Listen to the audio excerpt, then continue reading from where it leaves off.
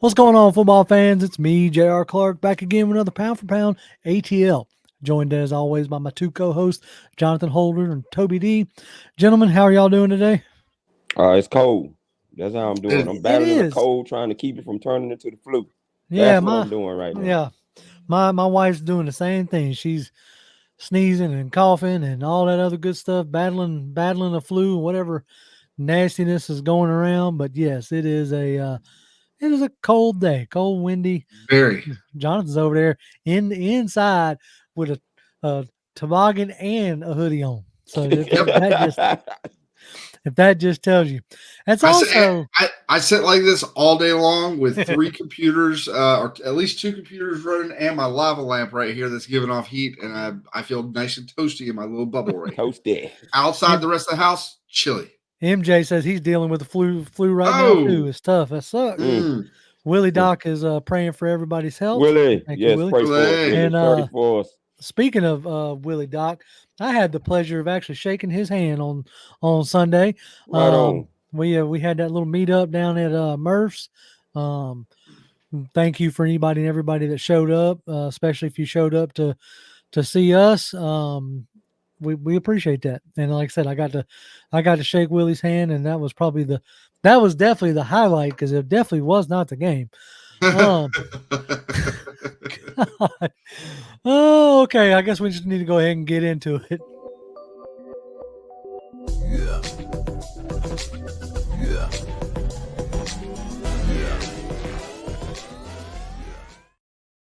Oh, we're gonna start with our good friend Fred Butts. Fred. $5. We appreciate you greatly, Fred. There it is. There it is. He says, it doesn't matter who the QB is. With Arthur Smith, we're not winning. You can't run the ball the whole game and expect the QB to be good. They have to throw. We're going to get into it. And we ain't got no choice but to get into it. And then the other one was Brandon Tucker. We appreciate you, Brandon. He says, fire Smith now. Yep. Well, that didn't happen. He wanted to pay $5 so he could yell it at us. That's right. That's right. I was doing my best not to yell it in the mic, but yeah, it sucks, in a sense. But Alberto, we appreciate you. He says, pound for pound. Absolutely, Alberto. He said, I just want to say I'm applauding your time and content all year. I know how exhausting it has been this season. Keep up the good work. You know what? I ain't even gonna lie. It has been. I was not looking forward to. It's really weird. The lead up to the show, after a game like this, there's always like a sense of dread of like, God, I don't want to do this. I don't want to sit here and have to talk about this game. But as soon as we hit go live, it's almost like when you don't want to go somewhere, but then you get there and you're like, oh, I'm having a good time. Yep. It's kind of that feeling, right? Yep. I don't necessarily want to talk about, this horrid game, but maybe it'll be cathartic for me. Get it off my chest and move on to the next one. What's going on, Taz, man? He says, hey, JR and Toby, what's going on, brother? Heard from him in a See minute. how it is? Not even saying anything to me. How it is. Well, here, Wallace says, what's going on, fellas? You're included. What's going on, Wallace? See, there you go. Probably still talking about you and no, I'm just kidding. No, that's all good. Okay. I'm going to give you this one, Huckle. He says, not trolling, but I call it a trap game for the remaining schedule. Smith is over his head as an offensive guru, period. We're going to get into it. We're going to get into it because, as I was telling Toby earlier, I have a blessing and a curse all at the same time. Is very rarely can I just look at something from one angle. I'm not a type of person that gets fixated on one thing. That people tend to do. So it's yeah, we're gonna get into the whole deal. Willie, we appreciate you greatly. Yeah, Willie. Appreciate it, Willie. He says his baller is Zach Harrison. His father is Smith, Ridder, and Ragone. Honorable mention is LaCale London. Side eye glance is Fontenot and Blank. He says, good to meet you and the other content creators Sunday. My brain hurts. Oh man. I feel you, man. I feel you. I feel you. All right, so we didn't really talk about our ballers and fallers. Again, you can see what the bad taste has put in our mouth. Now I've got ballers and fallers put up, but we're gonna do this one a little differently. So I'm gonna go ahead and put it up. It's blank right now. Jonathan, who is your baller? I mean, it's got to be Arthur Smith. Like it has to be Arthur Smith. Okay, I want to know the reasoning. Because it's based on something like what I talked about last week. Okay, when we look at this team and we look at the team from last year, last year's team wasn't very good, but that a lot of that could have at the time you could say that was because they just didn't have the talent, right? They didn't have the talent surrounding Mariota, Ridder, anybody. Whatever, right? And especially on the defensive side, just didn't have any talent on the defense at all, right? But every single game last year, when you saw that team walk out on the field, they looked prepared. Offensively, defensively, they just didn't get it done, or they just got beat, whatever. But they looked prepared. Right. Okay, now this year you see that team walk out. That defense, that defense had that long drive at the end of the game. They gave up the field goal to seal the game. That sucks. But at the end of the day, that defense gave up 9 points. Yeah, 9 points. No touchdowns, all field goals. Didn't give up anything else the rest of the game. And the offense just could not get out of its own way.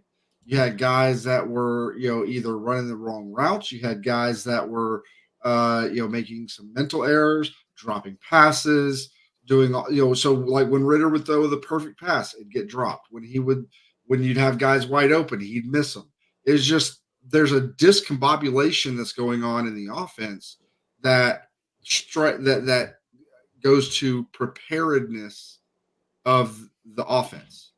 And that's the thing that is probably the number one most surprising thing for me this year is seeing how unprepared, especially on the offense, we look.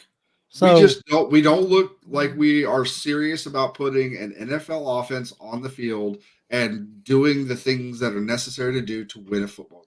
So how does that equate to Arthur Smith being a baller? I apologize. I was like, all right, how are you going to tie this in? Because my bad. You got ahead of yourself. That's what you did. I was dyslexic, a little bit. But that was my faller. That's the reason. That's the reason why. All right, we'll get to that in a second. I like that. That was a good monologue. Very well articulated. So, who you think the baller is? I said I gotta stop and think. You want me to come back to you? I'm gonna go with Taquan Graham. Taquan Graham got his first sack in the NFL. Yeah.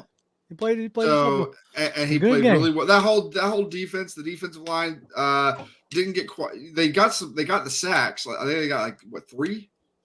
I think so. Yeah. 3 sacks, and so they got 3 sacks. But at the end of the day, it still didn't feel like they were getting enough pressure at times. But overall, I agree with Willie Doc. Like Laquale London is a good one for an honorable mention. But again, I'm going to give it to Taquan Graham for his first NFL sack. Toby, who's your baller? Baller. Get it right. The baller goes first. Faller goes second. I'm agreeing with Willie Doc because Zach Harrison was going to be my baller pick. There was a lot of people worried about that draft pick when we drafted him, but I wasn't worried about him. Watching him in college, he hadn't even came close to the potential. His ceiling is still high, and it's showing. It really showed in this game against Carolina. He was wreaking havoc back there in the backfield mostly all day. He already had the size and the length to be able to accomplish those goals, and he's a prototypical type of guy that Terry Fontenot and guys over there in New Orleans would have drafted in the first place, and he's starting to show up a lot of this year, not just that game. So, he's definitely my baller. Agreeing with Willie Doc on that one. And I'm going to have to agree with you as I'm the one that does the graphics. Hey, it's Zach Harrison. There he is. But yeah, no, he played himself a really good game. Like he was flashing, he was showing up, he was getting pressure, getting tackles in the backfield, consistently stopping the run. He was in the absence of David Onyemata and Contavia Street being put on IR and Grady Jarrett being put on IR. Zach Harrison has stepped up quite nicely. So we know that we know who Jonathan's father is. Are you sure? Are we sure it wasn't the baller? Well, I mean, you did have Willie Doc confused. Well, he said, wait, what? I was confused. I was too. I was very confused. I was like, any minute now, he's going to tie this back in with some kind of sarcastic something or zinger, and there was no zingers. No zingers Nope. happened. All right, so Toby, who is your faller? I mean, I hate to do it, man, but I'm going number 9, Desmond Ridder, man. This guy, he's not the guy for the Atlanta Falcons. Nah. You know, he's a stopgap, and he's a short time stopgap. That mistake he made down in the red zone, after he rolls out to the right, well, over to the left, according to how you're looking at the field. Right. And he just throws that ball when he didn't even have to do that, because he wasn't really initially throwing on the run. He had time to stop there and think about it before he made the throw. And he just throws the ball right into a guy standing right there at the spot where he's throwing to. You can't make decisions like that. And he's been doing that stuff continuously. You know, I go back to the Jaguars game, man, where after that time they had him watch film clearly on him. And he continues to make these mistakes where he still hasn't figured out how to fix them yet. I don't know if Dave Ragone is going to be able to help him, because I'm giving a side-eye glance to Dave Ragone, because Dave Ragone is not that guy as the offensive coordinator setting the table for Arthur Smith. And really, that's dooming Arthur Smith. Now, he'll probably be the guy who will be the scapegoat after the offseason. So those two guys, Dave Ragone and Desmond Ridder, are both my fallers. Well, we're on the same wavelength again, because that's who I got was Ridder. And I really thought about going back in there and putting a picture of myself as the faller. Getting bamboozled once again, thinking that this year, not that it's going to be the year, but thinking that this year they were going to show improvement. Because as we said in the offseason, when expectations were high, all this stuff, people wanted to anoint Ridder the franchise QB. Also, Jazz, I said, let's just wait and see. There should be marked improvement, based off of what we saw at the end of the 4 games that he played at the end of last year. We felt like the offense was going to improve, and the offense has done exactly the opposite. It has not improved at all. The defense has improved quite dramatically. Now, there was a point that I think it was our buddy Joe Patrick made that I want people to consider, and I'm not saying it's an excuse. You just have to put it away as another tidbit of information, another variable, another piece of the puzzle. This offense is really young. Like, you have, Drake London, Kyle Pitts, Desmond Ridder, Bijan Robinson, everybody outside of Cordell Patterson who actually contributes, like, skill-wise, is under the age of 25. Yep.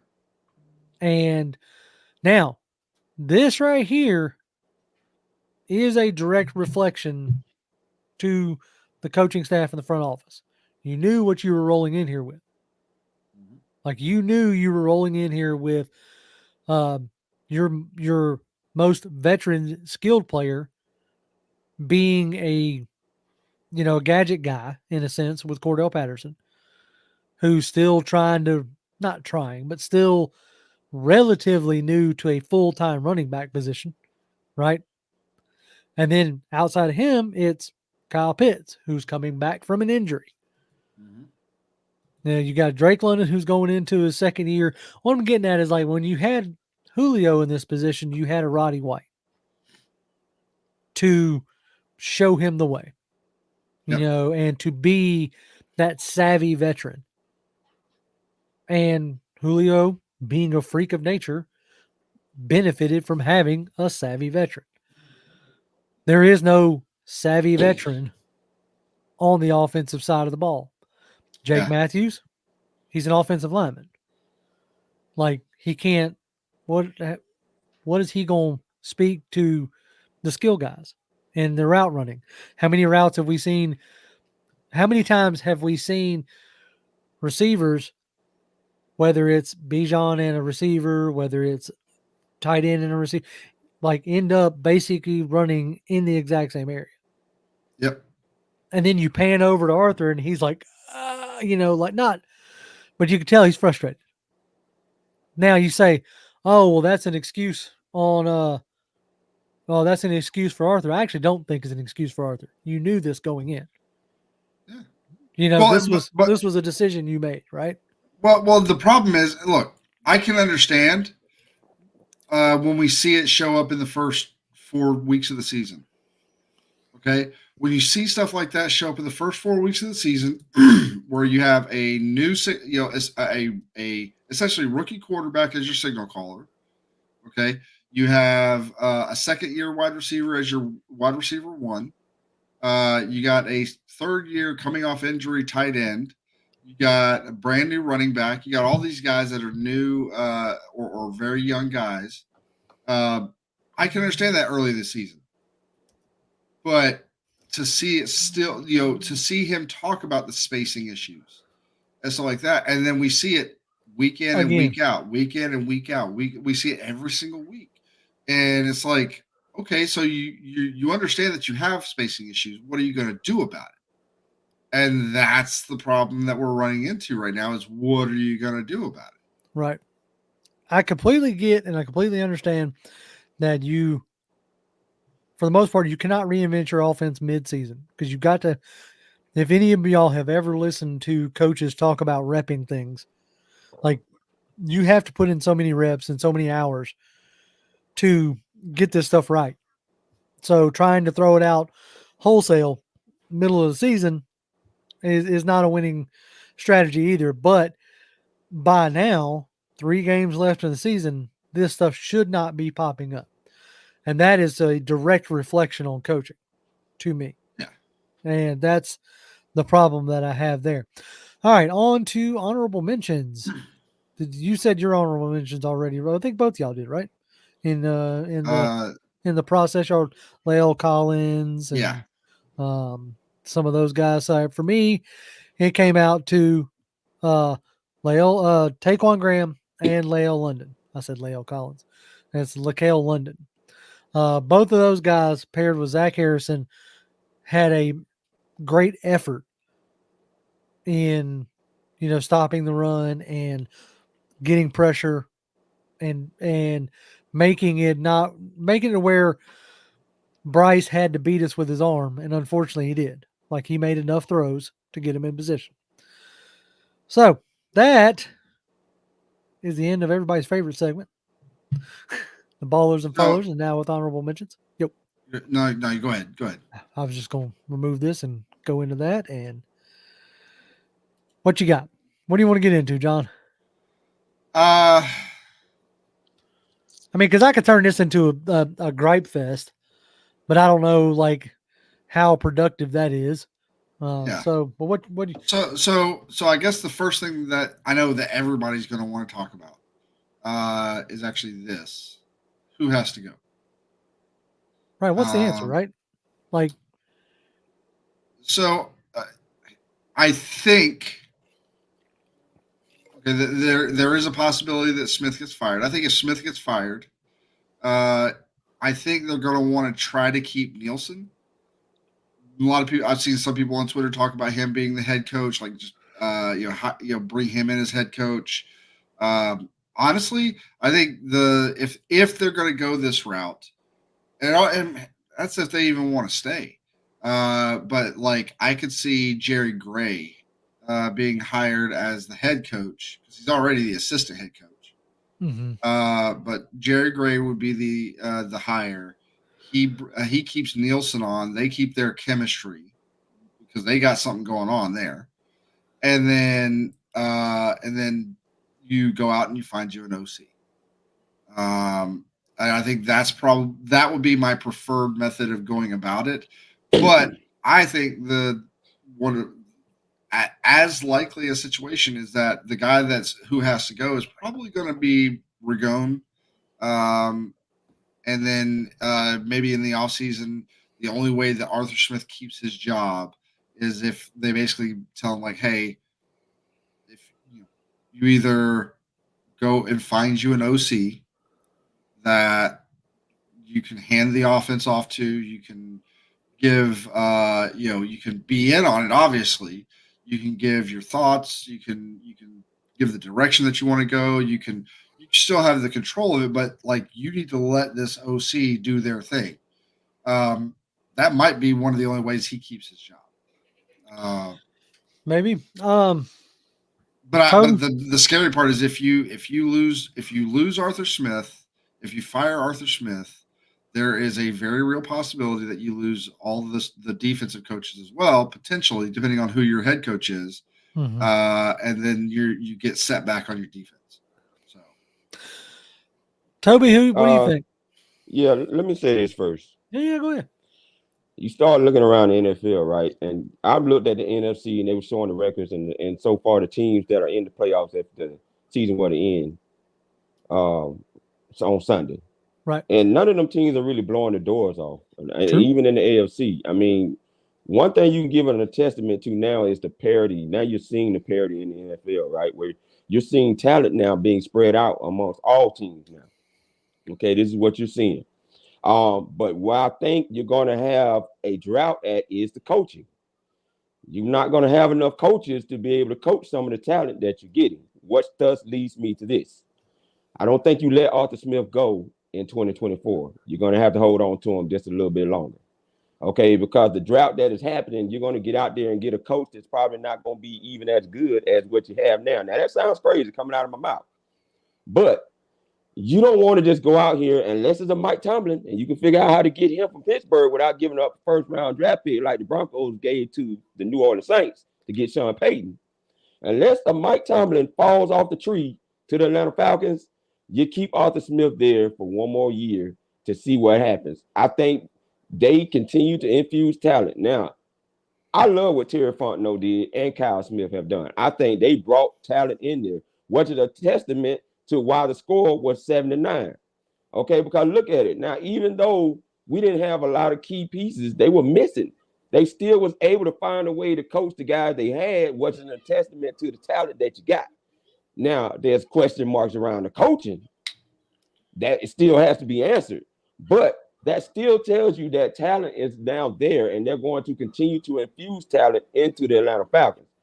But I think you just stick with Arthur Smith, okay? Let the whole coaching staff come back for one more year and see what they can do with talent continuing to be infused into the team.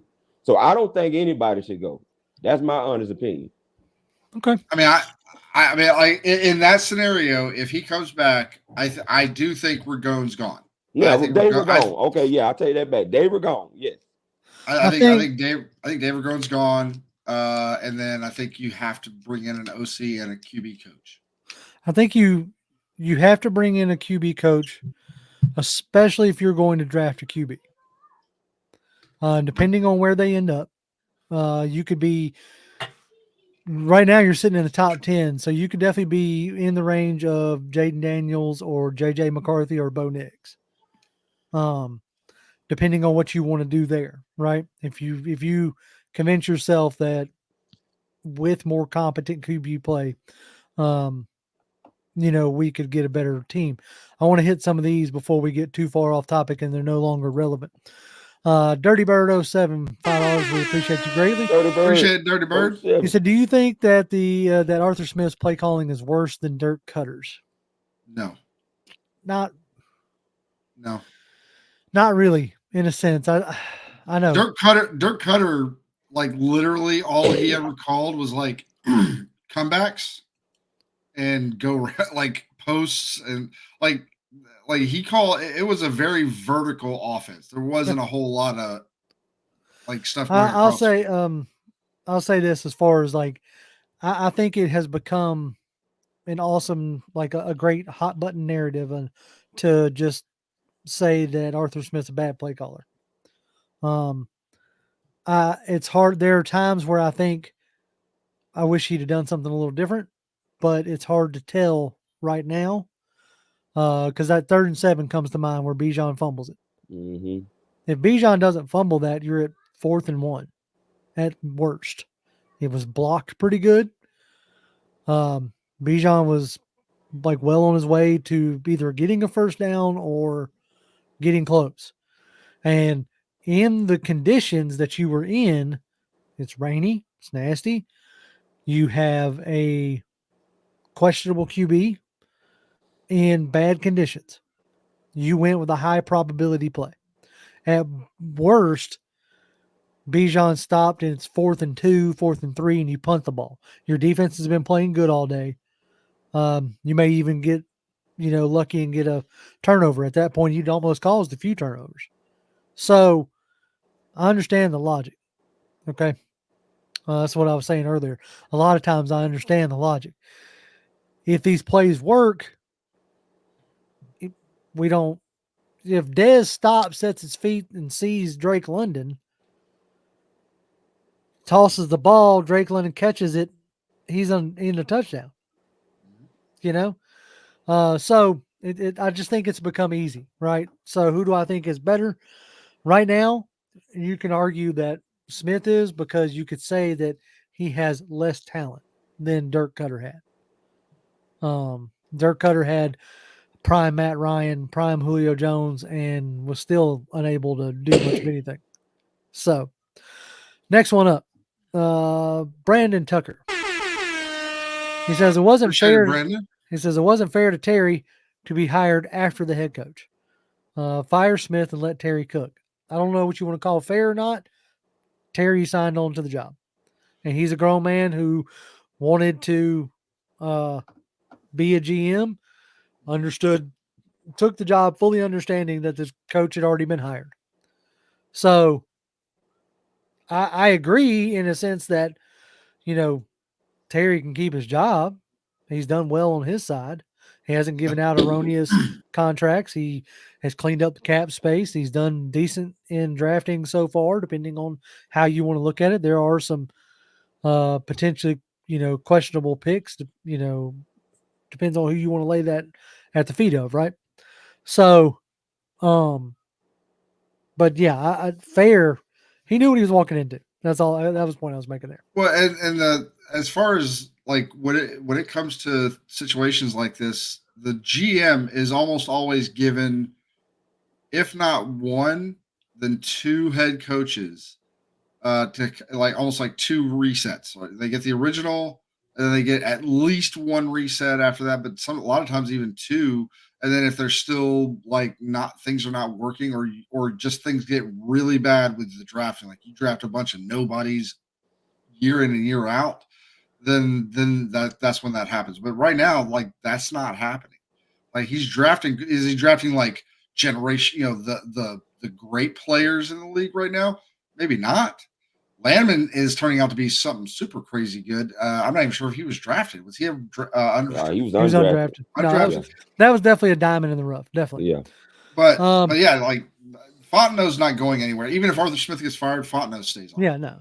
All right. Last one. Then there's some other ones I want to get into. Hooray! Willie says, short of the Falcons running the table, somehow still making the playoffs and having a respectable playoff showing, Smith can't survive.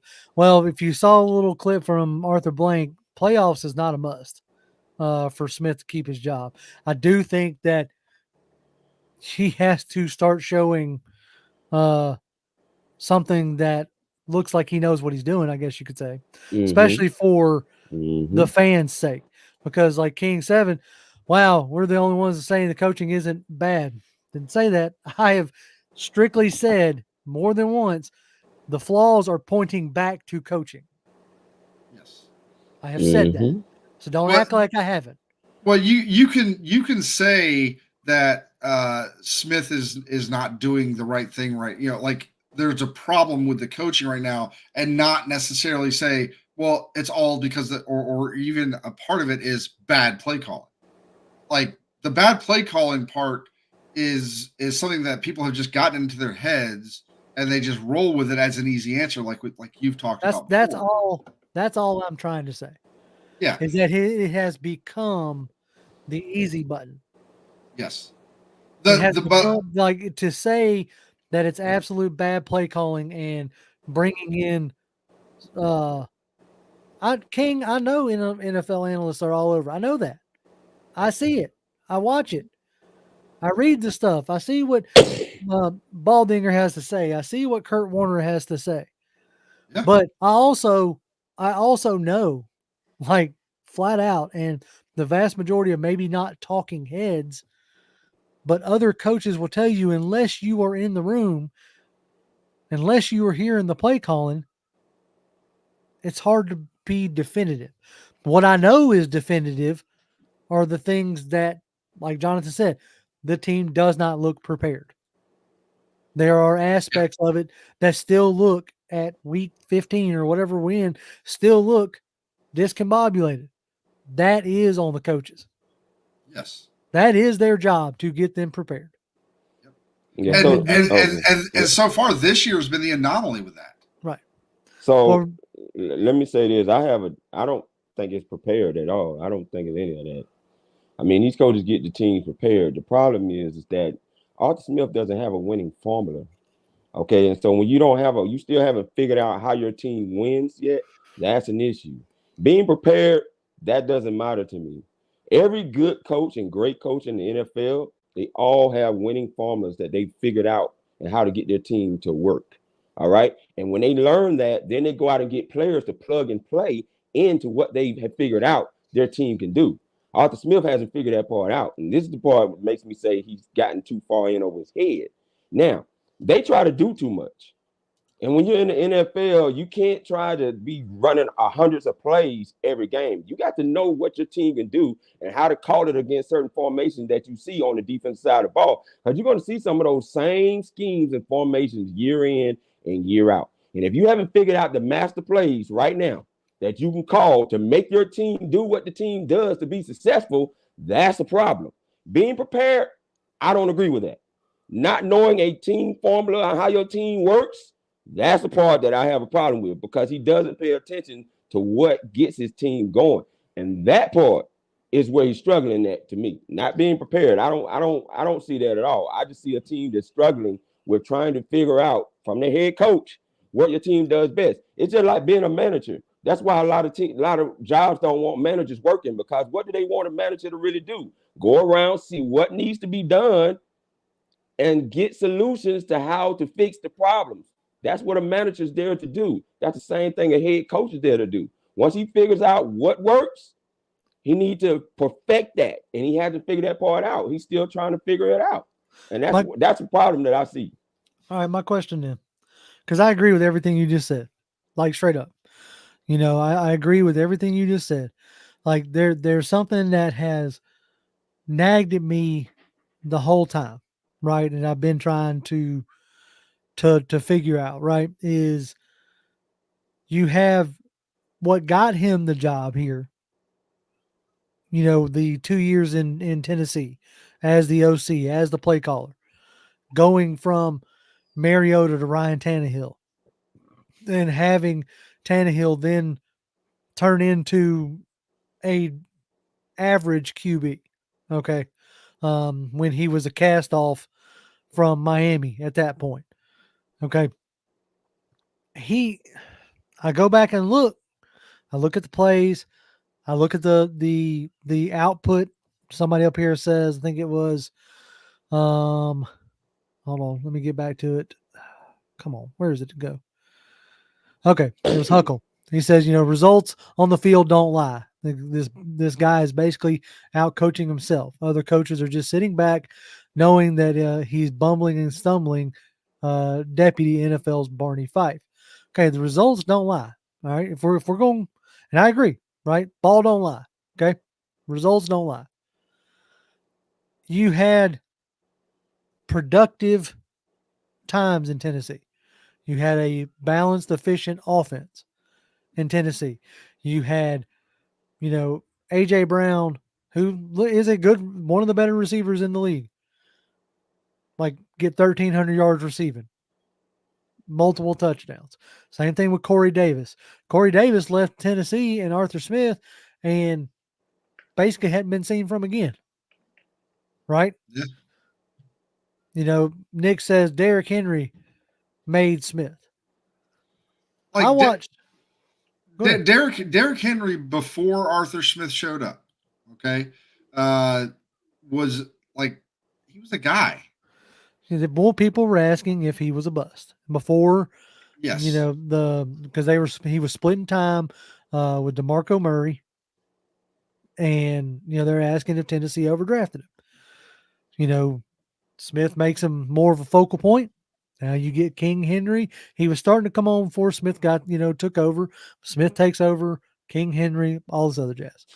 Now, you felt like he tried to bring that formula here in the past 3 years. Drake London, Kyle Pitts, Bijan Robinson, right? Tyler Algier. There's your running back. There's your 2 receivers. Your 2 pass catchers. But what hasn't worked has been the QB. Matt Ryan had his lowest statistical output underneath Arthur. Mariota was a joke. Ridder has turned into a joke, right? Mm-hmm. So the real question is going to be, all right, you gave him a shell of Matt Ryan, which proved when he went to Indianapolis. You gave him a shell of Matt Ryan and 2, subpar QBs. That's what the defender will say. When I say the defender, if you're looking at it as in, okay, why hasn't he succeeded? Right? Now, the other side of that will say, okay, you had a chance to draft Justin Fields over Kyle Pitts. The next year after you went after Deshaun Watson and had that blow up in your face, and you were like, okay, fine, we were going to burn cap anyway. So you go into you had 4 games with Desmond Ridder, who's shown that he is still that same guy. Like we knew it was a gamble that he was going to be, running the season with Ridder. Like we knew that. That's why I was not going to say that he was the guy. And so, okay, sorry, I'm getting off track here. I'm going down, like I said, getting off track. So the question is, do you think, and I'm asking Toby this, do you think Arthur Smith can turn it around? Because I will make this statement, and I said this on Twitter. I hope y'all realize the fastest way to get back into contention is for Arthur Smith to figure it out. And the reason why I say that is because you start over with, I don't care who you name. Now you got to get those guys. Now you got to get players that's going to fit what that guy wants to do. So, Toby, do you think he can turn it around? Yes, when he gets rid of David Gone, because I told y'all from the jump, when I watch this offense, it's Chicago's offense. It's not Tennessee offense. I've been saying that from the jump. I watch a lot of film, okay? And I know what Tennessee's offense looked like when Arthur Smith was there. And I know what it looks like now. This is not Arthur Smith's offense. Now, you're seeing a few sprinkles in there because Janu Smith is here.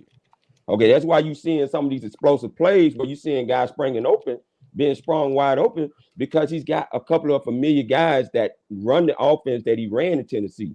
But this is mostly David Gone's offense that came from Chicago. That's why he went out and got Michael Petrie as the running backs coach, who also came from Chicago. That's why they went out and got CP84, who also recently came from Chicago. Are y'all tracking what I'm laying down here? This ain't Tennessee. So when Arthur Smith can get back to that and actually call them plays that worked when he was with Tennessee, then you can see guys like Drake London work and do stuff like Allen Robinson was doing when he was in Chicago Okay, if they don't have that going on right now, they don't have a AJ Brown over here. They went out and got Drake London because he reminds them of what Allen Robinson was doing over there in Chicago. But Drake London's not even doing half of that because they're not calling the offense the way that it needs to be called. If he gonna do that in Chicago, he should have let David Gone call it because he doesn't know what he's doing when it comes to that. Now, when he gets back to who he is, yes, I believe he can turn it around because he's got the pieces to do it. But he has to be careful here because now he's going to have to go in that playbook and see what plays haven't been. This is why I'm telling y'all about the formula. By now, after 3 years with this team, you should know what has been working and tearing out what hasn't. These guys run over 1,000 plays in the offseason. Okay? So they should already have known right now what works from the offense and what doesn't work. But if you keep hiding behind David Gone and wanting to eventually use him as a scapegoat, no, he's not going to turn it around. When he gets rid of David Gone and he gets back to who he was in Tennessee, yes, I do believe he can turn that thing around. Yeah. That was something I was thinking about. Like, you were talking about, Jonathan, you were talking about earlier about, trying to keep Ryan Nielsen, on like the who has to go. Say you let's take a different look at it. Say you're going to cull the offensive side, right? We're going to start over there, but we want to keep what Nielsen has done. Let's make Nielsen the head coach. Okay. If we go that route, or even Jerry Gray, let's make Jerry Gray the head coach. Okay. Mm-hmm. In that scenario, because that's the one that you brought up, right? If you bring in a good offensive mind, they're gone after a season. A 2 at most. Because right now, I challenge any of y'all to go look at what people are talking about the Philadelphia Eagles, who, oh, by the way, just lost to Drew Lock in Seattle. Okay. Where they score. I want to read this to you just because I find it comical in a sense. Get it pulled up. I want to read you Jalen Hurts' stats from the game yesterday. All right, Seahawks. And tell me what this tells you. Jalen Hurts, 17 for 31 for 143 yards, no touchdowns, and 2 interceptions, with carrying the ball 13 times, 82 yards for 2 rushing touchdowns. Don't that sound like a dadgum Atlanta stat line right there? Yeah. 143 yards passing with no touchdowns and 2 interceptions. Yep. They are missing Shane Steichen. Seems big time. They are missing Shane Steichen. They just put Matt Patricia as their defensive play caller. So these problems are not just local on us, right? Even the good teams are having issues this year. Kansas City, comes to mind as well. They got wide receivers dropping balls left, right, and center. Right now, like more than likely by the end of this season, the Patriots are going to be having a new head coach. And, that throws in the ring with Carolina, the Raiders, the Chargers, Washington. You can add Washington to the list. So how do you go, like to your point earlier, how do you attract talent? Or like, how do you track that coaching, talent? Is the idea of a Ryan Nielsen and what he's done with what he's had, hey, he's already in here. He's already like locked in. Is that something that is like attractive to a coach? The only one I could think of is if you're willing to make Joe Brady the head coach. Like if you want to fire Arthur Smith, get him out of here, right? Joe Brady has history with Terry Fontenot and would probably be open to keeping the defense the way it is. I mean, I would like if you could figure that part out and be able to keep Ryan Nielsen and keep that the defensive side of the ball like intact, or at least keep it so that the hope would be you keep that continuity so the trajectory keeps going in the right direction that it is now. I saw somebody mention, like, but the defense has been giving up leads and nobody wants to talk about that. Well, I mean, like, we're talking about, like, yeah, they gave up a lead in this game, but they gave up a lead because that offense only scored 7 points against one of the worst teams in the league. And not just that, it's like you had 3 possessions in the second half, and you turned the ball over on 2 of them. And you punted on the other one. Like, yeah, like defense is going to wear out and wear down, especially in a nasty day like that. It's cold and rainy. T-Big says, hell no to Joe Brady. Like, you want to get a passing game fixed, then, Chris says what Brady is doing with James Cook right now. I think James Cook had, 230-something all-purpose yards yesterday? Yeah. Let me ask y'all a question. Yeah. How many sacks do the Falcons have this year? Ooh. 29 or 30? I know they were already, like, surpassing what they had last year for sure. Keep going with your point. I'll get you the number unless you got it. What I'm saying is that regardless of what number you're looking at, they've already improved that from the first 2 previous years. Right. So they've already improved not only that, but how many points allowed that they've allowed this year as well. So then what more do y'all want? Yeah, okay, they gave up 2 offensive touchdowns in the last 2 games. Okay, whoop-de-doo. They don't do that all year. And if your offense can't score enough points where your defense can actually have something they can actually work toward the hole, then what are we talking about here? Your offense has yet to put up 30 points in a season. Oh, come on with it, Toby. So let's get there. Let's talk about that first. Come on. What is the issue with why this offense cannot put up points? That's what I want to know. Because that's one of the reasons why you brought Arthur Smith here, because they were blowing people out the water, keeping up in shootouts and everything. We ain't doing that here. Given so far they've got 30 sacks with 3 more games to go. Yeah.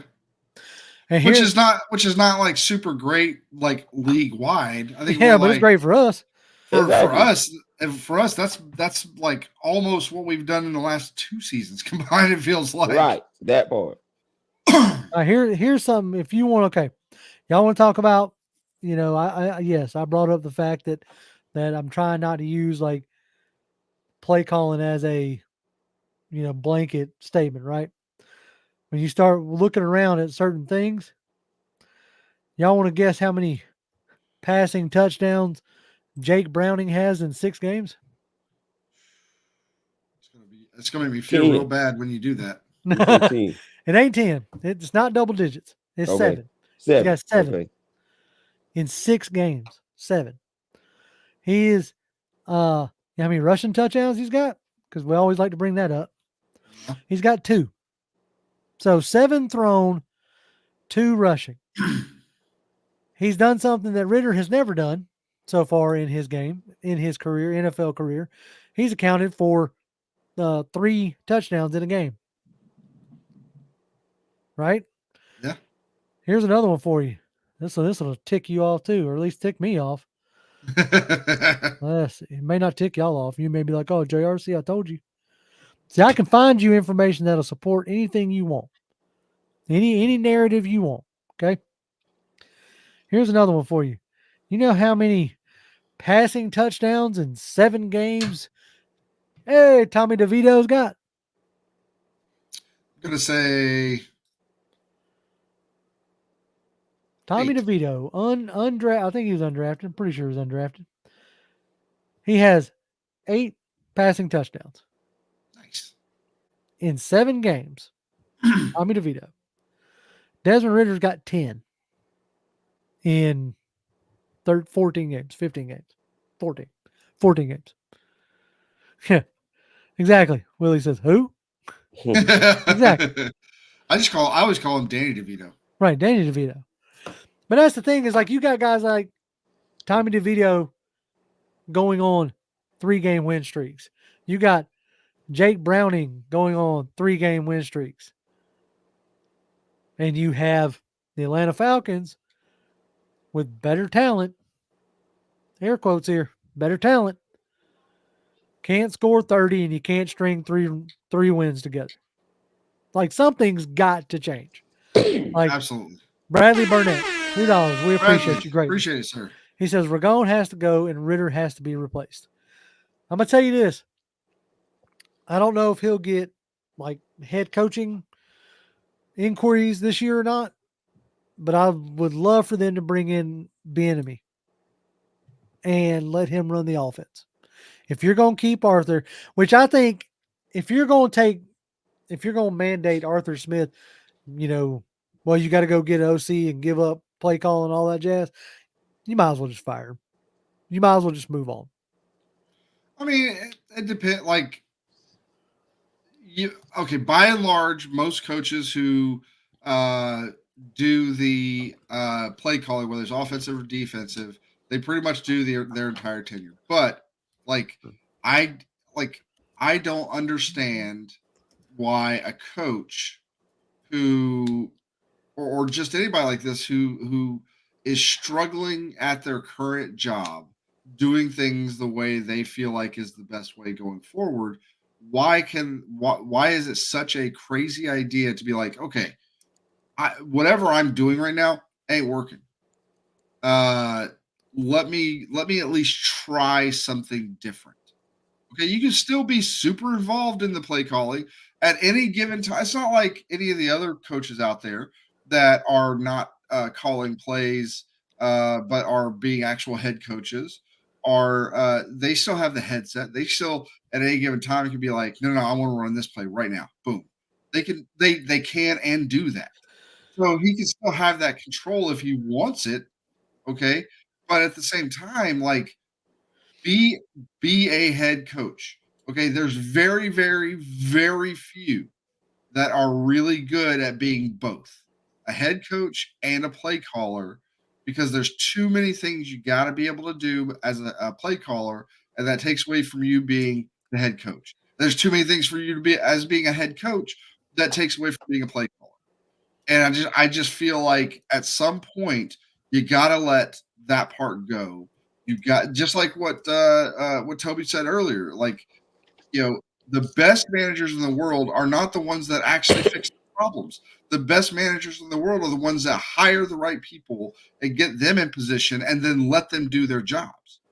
And then and let them, and when they succeed, that is a reflection of the head of the manager, head coach, whatever, that they're doing a good job.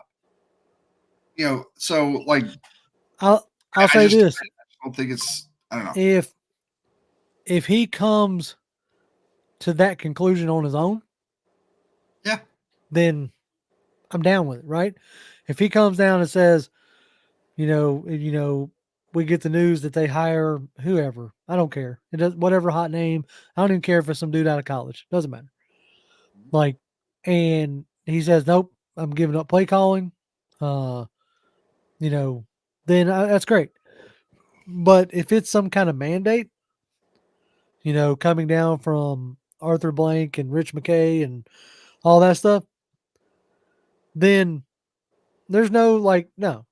Like, at that point, just get rid of him, right? Like, you brought him here because of his offense, right? But you brought him here because of what you felt like he could do to fix your team, to fix your offense, to usher in a new era. If you're not willing to let him do that, if you're going to put a leash on him, somebody said that in the comments, if you're going to put a leash on him, let him go. Start over. Let them do it. Because, King's got a point. He says, let's say we keep Smith. We still got a QB issue. Yes. Yes, we do. We still have major positions that's a problem that's going to be a hard task to escape and definitely messing with me. I'll tell you this. Quickest way to get fired in the National Football League. Keep messing up the QB thing. Yep. Keep messing it up. Right? To me, as much as it pisses me off that we are in the situation we are in right now, as much as it ticks me off, at least you have your answer. And your answer is Ridder's not the guy. Yeah. Regardless of what you think. If you're That benching part. him for the second time in Yeah. a season, then he's not the guy. That's what I'm saying. Yeah. Like, regardless of what you think of the coaching staff, you have your answer. So the question is, what are you going to do to fix it? Right? Mhm. Is it, drafting a Jaden Daniels, Michael Penix, Bo Nix, whoever falls to us, right? I'm going to say right now, I wouldn't want to get Penix. He's a little bit more of a statue. A little bit. Yeah. So- I would go with Daniels or Nix or even JJ McCarthy. So the question is, what do you do there, right? Because say you draft a guy. You draft I don't care. You name whoever it is, right? Even if you do something crazy and you trade him to get Caleb Williams, right? Which I think would be a huge mistake. But that's me, and that's because just like a lot of y'all don't trust what Arthur Smith's doing, I don't trust what Lincoln Riley's doing as far as getting a QB ready for the league. Okay. So let's say you trade up and you get whoever it is you want. Name your QB, I don't care. As a fan base, are y'all willing to let him actually learn? Or are you going to expect him to hit the ground running? Because the chances of a QB pulling a CJ Stroud is hardly ever happens. Hence the reason why they're making a big deal about CJ Stroud. Yep. I mean, you got Young in Carolina. The guy goes number 1 overall.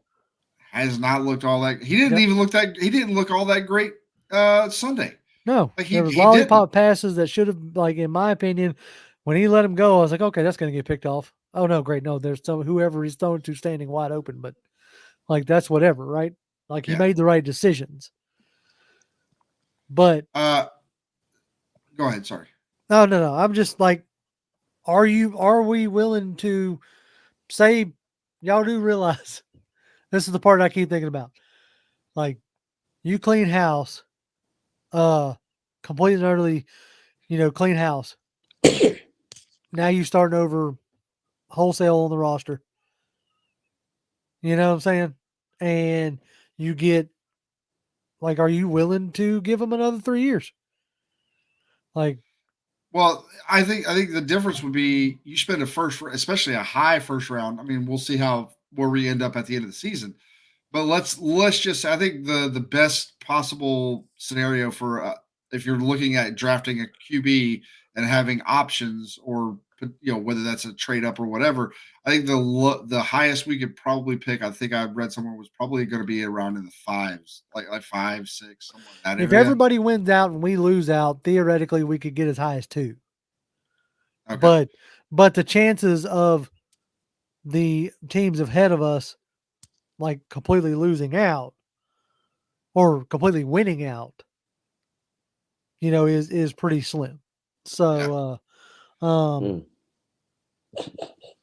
But I would say if that were to happen, I don't even know where I was going with it now. My thought just completely left me. Just, whew.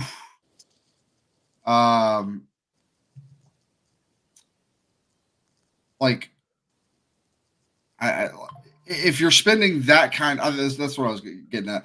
If you're going to spend that kind of capital on it, yes, then people will be more patient. I mean, that's like you could have the number 1 guy come in next year, perform slightly better, but not like outrageously better than Ridder for a full year, and they would not get nearly the hate that. Now, would you get people complaining about it, being like, "Oh, this isn't the guy. Let's draft another quarterback next year"? Yeah, you'd get some of those people, but the realistic people out there are going to be like, "Okay, he had a bad year. Let's see if he can learn from it." But that's the problem, is they're only going to do that if it's a top round, first round draft pick. If it's a guy that showed a lot of crazy athletic plays in college, they'll give the leeway to those guys. A guy like Ridder, who like had to work his way. And I'm not. This is not defending Ridder. He has not played well at all this year. Okay, he's had a couple of games where he's looked competent. After that, everything else has been like either it's a real learning experience or it was just plain bad. Okay. So I'm not trying to sit here and defend him, but Ridder was a guy who was not a flashy guy.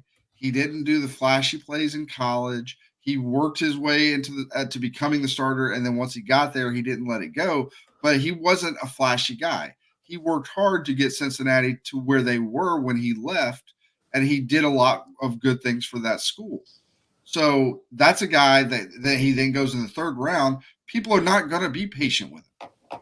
That's just the reality of the situation. They're going to be like, well, we only spent a third round pick on him. We're not paying him a lot of money. So we can just move on from him. It's no big deal. And because of that, now we potentially have a higher pick. And of course, people are going to be like, let's go get a better guy. And I do think there are better guys. I do think there are like Jaden Daniels outside of Drake May. Jaden Daniels is the guy that I would want. Like that's who I think is outside of Drake May is going to be the 1A to Drake May's 1. I think he's the other best quarterback in the draft. Personally. Yeah, no, I agree. Sorry, I'm sitting here like just trying to do a little bit better job of also like interacting with chat since we don't have as much time. Let's see. The fact that we're even talking about this again is frustrating to me. Come on with it, Toby. I mean, I'll say this. Look, the Falcons are my team. All day? All day, all night. I mean, like, look, whatever they do at this point. I ain't finna burn any of these hats. Yeah. You know what I'm saying? Like, I ain't finna get, like, I made a statement on Twitter and I'm going to hold to it until I see some level of consistency. They ain't going to get no more of my money. Yeah. Like, but that don't mean I'm suddenly going to go start rooting for some other team. That ain't going to happen. Yeah. Like, it's red and black, man. Yeah. This is my team. The frustration is because we want them to succeed. We want them to do better. Right? Absolutely. We want them to, we want to have, look, right now, even with everything that's going on, I know it ain't going to happen, but man, I want them to win out. That's like I was talking to a guy today at work who, we were talking about it, and I said, look, let me put it to you like this. Even if you tell me that no matter what happens, you still going to start over, I don't care. I still would much rather win out. Yeah. Because if you win out, that's a better chance of getting people to come here and play, getting other coaches to come here and coach. Like, it's as simple as that. Like, name whoever, like, keep everybody right now, the hot name is Ben Johnson. Yep. Like, what about this has Ben Johnson excited? Do you see what I'm saying? Like, not that, you got Kyle Pitts, you got Drake London, but you don't have a QB. So whoever's coming in here knows that whatever move they make at QB, which is probably be drafting one, you're tied to that QB for the most part, unless he can play well enough to, get a contract. Like my one like breath of fresh air is the fact that right now, just like you were talking about earlier, Jonathan, right now we are not financially tied to Ridder with draft capital or a gigantic contract. This ain't the New York Jets who just signed, or Giants who just signed Daniel Jones. Thank you. I was like, man, I am blanking on his name. Like, we didn't just sign him to a big contract. Yep. This isn't the Dallas Cowboys who are staring at whether they're going to actually extend Prescott or not. This isn't, Arizona with Kyler Murray and whether they want to. This isn't Chicago with Justin Fields. I got the number 1 overall pick with Caleb Williams and Drake May staring at me. Yeah. And, and you got the up and down of Justin Fields. So with that being said, whoever comes in, if you do, because I honestly think that I think there's a higher chance that Smith's gone than he's here again. For a lot of reasons. So a lot of like what what Arthur Blank had to say today, Yeah. said we're going to let the season play it out. Last time I heard stuff like that was last year of Mike Smith. Yeah. So, and I'm not too confident right now that you're going to be able to beat or go toe to toe offensively with Gardner Minshew, Justin Fields, and Derek Carr in their building. Hmm. You see what I'm saying? Like, it doesn't fill me with confidence. So, if you only win one of those games, you're looking at the same record. 7-10. If you lose all three of them, which there's a high probability, now you're looking at 6-11. Yeah. So, but now I will say this. I would much rather, and then I know there's going to be people who disagree with it. I want them to win all three games, and if that takes us out of the top 15. I don't care about draft position. I don't care. I want to win as many. I love the feeling of coming in here and talking to you guys far more on winning weeks than I do on losing weeks. So I want to, come in here and feel happy, and I want to be able to talk about the win and what, the crazy plays that happen. Those are the kinds of things that I want to do. I don't want to sit here and talk after a 7-9 loss where it was a slog and there was just a whole lot of nothing all game long. I don't want that. I'm not saying I want him to score 30 points a game, but give me, at least score 30 points a game. I mean, I'm not. Yes, would I love it if they did? I mean, give me a 30-point game occasionally, but give me at minimum 24 points. Like, give me 24 points a game with this defense right now. Again, the problem is we're going to say that next year, and then the defense is going to maybe take a step back or whatever. I'm about to say there's a part of me that think when we talk about this defense that thinks that we were playing some really bad teams this year. We were, and we couldn't beat them. Right, and you lost 3 games to QBs that was their first start of the season. Mm-hmm. Kyler Murray, Will Levis, and you made Will Levis look like that guy. Montana. He was Joe Montana that day. He ain't looked like that since. Mm-mm. So yes, I think there's a real, possibility of a step back next year. For those whoever want it, look in the chat. I put that link to the Arthur Blank press conference. He sat down with Jeff Hurlinger. I have no clue who that is. Georgia Public Broadcasting. He did an interview with him. Jeff Hollinger? Hollinger. Yeah. He was the play-by-play guy for when we went to the 98 Super Bowl. Okay. Well, he sat down with that guy. And he anyway.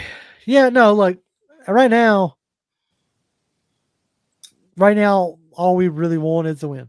And it sucks that we're sitting here once again making these same statements that all we want to do is win. So who's screaming into the abyss? I kind of know who's screaming into the abyss. All Falcons fans as a group are just screaming into the abyss. Ghost Pepper says, unless the Falcons completely fall apart in the last 3 games, are really ugly losses, then I see A. Smith starting next season with the promise of going to get a QB they won't by any means. And I can see that. But what do you constitute as completely falling apart? Because to me, losing to 3 teams that are in the top 5 can constitute as that. What I mean by that is the top 5 in draft order. You lost to Arizona, you lost to the Panthers, and you lost to Washington. Yeah. If you can't beat those teams, how do you contend with the 49ers and the Eagles to get out of the NFC? You don't. You don't, man. Right. I mean, it's okay, man. Look, at the end of the day, I'm not disappointed. I had a team going to the Super Bowl, one could say I might have been smoking when I made that prediction. But hey, I'm not going to give up on that until all 3 games are completely lost because we could still win all three and get in. But anyway, until that happens, That I'm would be not the fully going to that accept accountability for that one just yet. if somehow the Falcons win these next 3 games, which also will require, well, not require, because apparently I didn't realize this. Now, granted, we're probably 2 games back of the last wild card spot now, but like the as of the game, like I heard them talking about it in the game, they were like they were 2 games or a game behind the other 2 teams, and like the Saints and the Bucks, and it was like, and also a game out of the last wild card spot. So I'm like, wait, I didn't even think that was a possibility. So there's always the possibility we could squeak into a wild card spot if somehow this team gets into the playoffs by the skin of their teeth and then goes on to not even win, just make it to the Super Bowl. I will be the most surprised individual you have ever seen. Because No doubt about that. there is no way in hell that I think that the Let's Falcons see. have any shot to beat the 49ers. The Eagles, I don't know what they are right now. Oh, yeah, Like, the Eagles are. that team looks like a mess. Yeah. Let's see. Next week you got the Saints play the Rams and the Bucks play Jacksonville. That's a toss up, one way or the other. Yeah. And then trying to see who they got left. Where's it at? Tampa Bay. The following week they play each other, the Bucks and the Saints. So obviously there's a loss there. And then week 18, Tampa Saints Bay play us. or Saints play us, and Tampa Bay plays Probably Carolina. Yeah. So, yeah. So we would need right now. We need Tampa Bay to lose. You said they're playing the Jaguars this weekend. Yes. You need So you need both Tampa Bay and the Saints to lose this weekend with us beating the Colts. And then after that, it's just going to be, can Tampa Bay beat New Orleans?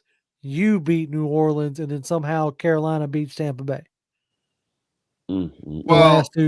So if I think if New Orleans at least loses 1 game out of the next 3, and we go one of the next 2 games, and we go into the last week, preferably say New Orleans loses next week or this coming weekend, along with Tampa Bay. They go into Tampa Bay. They beat Tampa Bay, so that Tampa Bay is now lost 2. They've got the tiebreaker on us right now, head to head, and some other stuff. Not head to head, but like division and division record and things like that. If we go into that last weekend where essentially we're tied with New Orleans, if we beat New Orleans, then we win the head to head against them because we would be tied. And I think that's how we would get into the playoffs. Oh, yeah, it's going to be ridiculous either way, and it shouldn't be that way. No. $5 from Willie Doc. We appreciate you greatly. Willie. He says, what'd you do with it? What? It's not playing. Oh, hold on. I got to get on. Let me see if I can get it to play. Bam! There you go, Willie. There it is, Willie. Wow. All right. He says, to clarify, JR, are you saying A. Smith to get a new OC but retain play calling? Also, do you think Heineke gives us a better chance to win? No on both. Okay. I guess to clarify, if Arthur Smith is here, if he brings in, I don't know, I would like for him to willingly give up play calling duties. Willingly is my point. Yeah. Because if you're going to forcefully remove it from him, then just let him walk, or not let him walk, show him the door. But if he doesn't, then I need somebody who is a better table setter. Give me an Eric Bieniemy. And the reason why I say that, he's used to that role with Andy Reid. Yeah, but is he going to make another lateral move? Washington's cleaning house at the end of the year. Yeah. I highly doubt, I could be wrong. Maybe they move him up to head coach. But it's not like Washington has absolutely lit it up to where everybody's talking about Bieniemy. So maybe, somewhere else one more time. I don't know. Or it could be a Wink Martindale situation. Wink's like interviewed a handful of times and he just ain't a guy that anybody wants. So Bieniemy may fall into that crowd. And maybe he's just like, all right, fine, whatever. I'll just be an OC. I don't know. But if not, I need somebody who can come in with some different concepts, who can set the table better. Yep. So, but I also think if you take the play calling out of Arthur Smith's, like if you take that play calling duties away, what I would think you would see is potentially now he can now focus on making sure that like maybe being able to do a better job of getting the spacing issues that we talked about. Like that's been a problem all season long. And is it just because he's spread too thin, can't go, whatever? But if he's not having to worry about the play calling stuff, he knows what's going on, so he can kind of watch it from on high kind of deal and be like, I don't know. Gotta make sure, whatever. I don't know. Couldn't tell you. Fred says win, and we're in, and Ridder is not the problem. I don't know. I don't agree. Look, Kenneth, I get you. Kurt Warner. I'm not gonna say he's the problem. I'm gonna say he's not the solution. Right. I get it. You saw the Kurt Warner video, and that has you convinced that that Ridder was not the problem. Go watch JT O'Sullivan. Like, he highlights as far as he does a deeper dive. It's not just a 2-minute video or whatever that video was. That was a couple weeks back. I get it. Everybody's a problem right now. Yep. So, but there isn't much that has shown me that Ridder can be the answer. There's not been enough flashes. He is not able to throw enough touchdowns. Like, somebody quickly, and then we're going to start wrapping this thing up because it's getting long-winded. I'm hungry. You're hungry? Oh, okay. Yes, I'm hungry. I'm getting there myself, actually. I got some enchiladas waiting on me. What? You didn't bring me none? No, they're all for me. They're all for you. Except you see how he's doing this, Toby? You see how he's doing this? My wife makes some unbelievable enchiladas too. In Tom Brady's first year, since everybody loves that one, right? Tom Brady's first year, he threw 12 picks, but he also threw 18 touchdowns. Yeah. So that's my issue, is getting the ball into the end zone. I can live with the turnovers if you're putting points on the board.